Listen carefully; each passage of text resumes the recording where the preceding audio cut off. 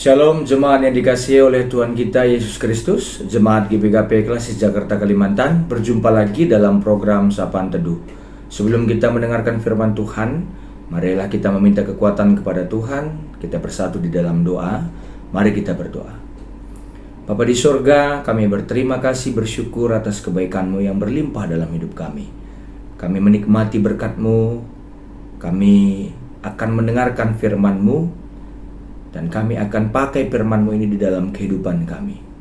Kiranya Engkau memberkati kami, menguatkan kami ketika kami mendengarkan firman-Mu, dan dengan begitu kami rendah hati mendengarkannya, dan kami boleh dikuatkan untuk menerapkan firman-Mu di dalam hidup kami. Berfirmanlah Engkau ya Tuhan, di dalam nama Yesus Kristus kami berdoa. Amin. Jemaat yang dikasihi oleh Tuhan kita Yesus Kristus, firman Tuhan yang menyapa kita pada pagi hari ini diambil dari Yesaya 60 ayat 3. Saya ulangi, Yesaya 60 ayat yang ketiga. Demikianlah firman Tuhan. Bangsa-bangsa berduyun-duyun datang kepada terang-Mu, dan raja-raja kepada cahaya yang terbit bagi-Mu. Sampai sedemikian jauh pembacaan firman Tuhan pada pagi hari ini. Shalom bagi kita semua, salam sehat, salam sejahtera. Joshua, Horas, Yahubu, kiranya kita tetap diberkati Tuhan dimanapun kita berada. Amin.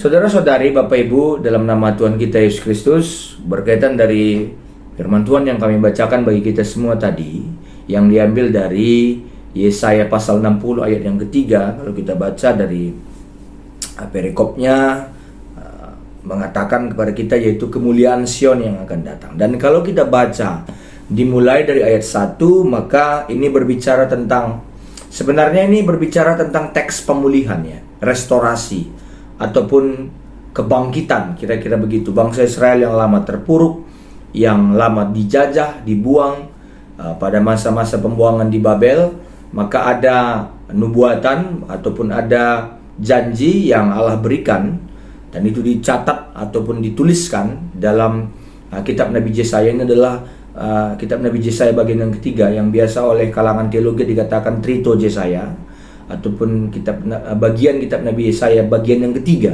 kira-kira begitu. Dan ini berbicara tentang pemulihan seperti yang kami katakan tadi, berbicara tentang kebangkitan, berbicara tentang restorasi, berbicara tentang adanya harapan di tengah-tengah kehidupan yang sepertinya kelam, kira-kira begitu.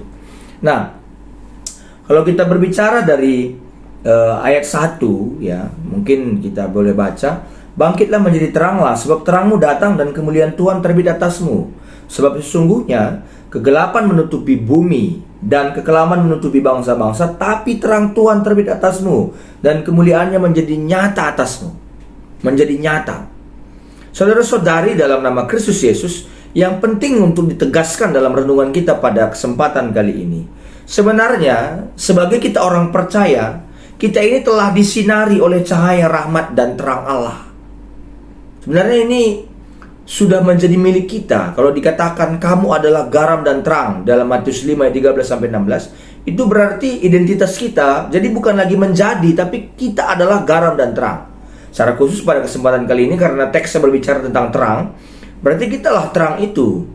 Berarti kita tidak usah lagi ragu bahwa kita ada kebaikan, ada kedamaian, kita memiliki kebaikan, kita memiliki kedamaian, kita memiliki hal-hal yang istimewa di dalam kehidupan kita yang Allah berikan, yang Allah titipkan bagi kita ketika Allah mencipta kita hadir di dunia ini.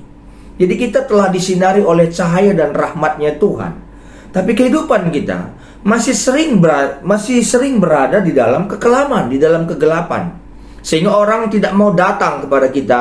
Dari pembacaan yang kita baca tadi di Yesaya 60 ayat 3, orang tidak mau datang berduyun-duyun. Kalau dalam istilahnya, orang gak sor sama kita, karena kita tidak memperlihatkan identitas kesiapaan kita. Kita memilih untuk menutup pintu hati kita rapat-rapat, sehingga cahaya rahmat Tuhan itu tadi tidak sampai menembus relung hati yang terdalam, tidak sampai ke kedalaman hati kita, begitu. Jadi itu sebabnya kehidupan kita tidak dapat menjadi secercah cahaya yang menuntun sesama kita kepada keselamatan yang datangnya dari Kristus itu sendiri, yang datangnya dari Tuhan itu sendiri. Bagaimana orang mau datang berduyun-duyun? Bagaimana mau orang datang kepada kita, berlomba-lomba ingin mendekati kita, kalau kita pun tidak percaya akan kemampuan yang Tuhan beri bagi kita. Padahal kita ini adalah orang istimewa, orang spesial, yang Allah berikan kemampuan khusus bagi kita semuanya. Di mata hati kita sering buta, sehingga tidak dapat melihat karya keselamatan dari Allah yang terjadi di sekeliling perjalanan hidup kita. Kita sering dibutakan oleh kegelapan itu, sehingga cahaya yang terang itu terbutakan oleh kegelapan, kekelaman itu sendiri. Padahal, kalau kita mau membuka hati dan bersandar kepada kuasa Tuhan, kita akan dipakai oleh Tuhan untuk memantulkan cahaya keselamatan kepada orang di sekitar kita, sehingga orang akan berduyun-duyun datang kepada terang yang kita miliki itu. Sehingga orang akan berduyun-duyun datang melihat keistimewaan yang kita miliki itu, yang diberikan Allah untuk kita miliki itu. Begitu dia. Jadi apabila kita tidak dapat menjadi sebuah bintang atau terang yang cemerlang, cukuplah kita menjadi sebuah lilin kecil yang menerangi orang di sekitar kita, sehingga mereka bisa melihat kehadiran Kristus dan berduyun-duyun mau datang kepada Kristus karena melihat perilaku kita yang menerangi di tengah-tengah kegelapan.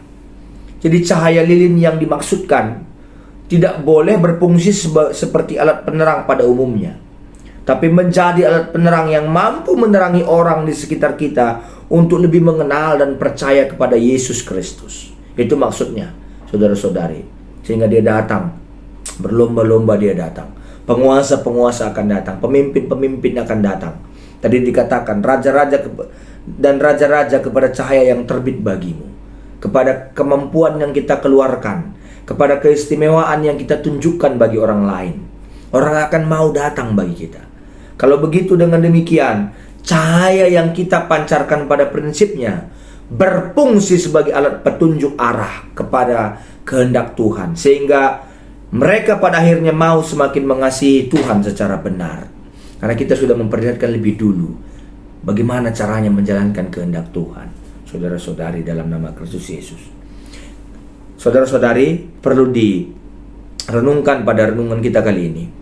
Kehidupan iman kita akan berfungsi efektif menjadi terang, dan orang akan berduyun-duyun, ya, ketika kita mau menghayati dan menjalani setiap pergumulan hidup ini sebagai suatu perjalanan iman, sebagai suatu proses iman yang terus menerangi kita, sehingga kita bisa menerangi orang lain, menyinari orang lain. Dengan sikap demikian, kita akan rela berkorban dan menderita demi Kristus, karena hidup kita dibimbing oleh kebenaran iman, dan kita juga bisa membimbing orang lain dalam kebenaran karena kita punya terang. Jadi seperti lilin yang menyala yang harus makin berkurang dan kemudian habis terbakar, demikianlah hidup kita. Kita akan menuntun orang lain, berkorban bagi kebaikan orang lain. Jika kita ingin menjadi cahaya penunjuk arah, penuntun arah, dan memberi inspirasi serta motivasi untuk orang datang kepada Kristus, kita harus rela makin berkurang dan lenyap. Jangan mempertontonkan keegoan kita, sehingga orang akan datang kepada Kristus melalui kita. Jangan pernah mencuri kemuliaan Kristus, tapi ceritakanlah kemuliaan Kristus itu bagi orang lain, karena kita sudah lebih dulu dikatakan makhluk mulia. Kalau nggak mulia, kita nggak akan dipilih oleh Kristus. Saudara-saudari, dalam nama Yesus Kristus. Jadi ini yang harus kita pahami, yang harus kita renungkan di dalam kehidupan kita. Bagaimana kita boleh menarik orang lain sehingga dia boleh berduyun-duyun datang kepada kebenaran Kristus, kepada kemuliaan Tuhan itu sendiri. Maka marilah mendahulukan Tuhan, marilah menjadi terang penunjuk arah. Maka orang akan berlomba-lomba datang kepada Kristus melalui kesaksian hidup kita, berduyun-duyun datang kepada kemuliaan Kristus melalui kesaksian perjalanan iman kita. Terberkati kita dalam firman-Nya, dikuatkan, dimampukan. Mari kita bersatu dalam doa. Kita berdoa. Kami bersyukur, berterima kasih atas berkat-Mu yang memilih kami dalam keterbatasan kami, dalam kehinaan kami, dalam kelemahan kami. Tapi Engkau memberikan kemuliaan, memberikan kepercayaan, memberikan keistimewaan bagi kami. Engkau jadikan kami terang supaya kami boleh memberikan petunjuk arah bagi orang yang sedang tersesat, bagi orang yang sedang hidup dalam kegelapan. Bapa, ajar kami untuk mengerti dan memahami bahwa kami adalah makhluk istimewa, Maka dengan itu kami boleh menuntun orang lain, membimbing orang lain keluar dari kegelapan, karena kami punya terang. Ajar kami yang mendengarkan firman-Mu pada hari ini, supaya kami boleh menjadi inspirasi, motivasi bagi orang lain untuk datang kepada Kristus.